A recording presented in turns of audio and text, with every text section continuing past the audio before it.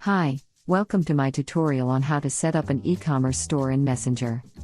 On the Messenger bot page, scroll all the way down to the Messenger e-commerce store section.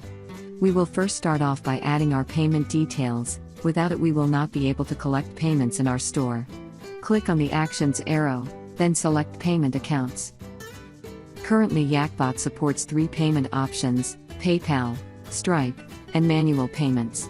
For this demo, I will use PayPal's payment gateway. You can toggle the switch to enable or disable sandbox mode. If you are using Stripe to process credit card payments, you can enter your secret and publishable key in the respective fields. If you accept manual payments, you can enter your payment requirements, bank details, etc. in the WYSIWYG editor. In the currency drop-down menu, select your accepted payment currency. Set the currency symbol alignment, decimals, and comma-separated options if required. Once satisfied, we will then save the page by clicking the blue Save button. We are now ready to start building our Messenger e-commerce store. At the top of the page, you can click the blue e-commerce link to get started. On the e-commerce store page, click the Create Store button. Next, select your page from the drop-down, then add your store name. In the email field, enter your store contact email. Then choose your country from the drop-down. Now enter your state, city, address, and zip code in their respective fields. You also have the option to add a contact number.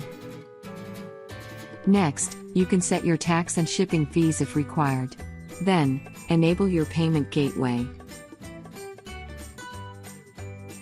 You can also choose to enable or disable cash on delivery. In the logo section, we will then upload our image that matches the required dimensions. Follow the same process with the favicon. You can then enter your terms of service and refund policy in the provided text boxes. You can also enable or disable your store online status by toggling the status switch. In the confirmation message section, you can edit the message that will be sent when a user completes a purchase.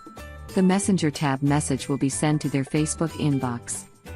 The SMS tab message will be sent to the user's phone, and a confirmation mail will also be sent to their email. When you have completed all the steps, you can then click the blue Save button to create your store. That's it, your store has been created. In the next video we will discuss setting up our product categories, attributes, and add some products to our store.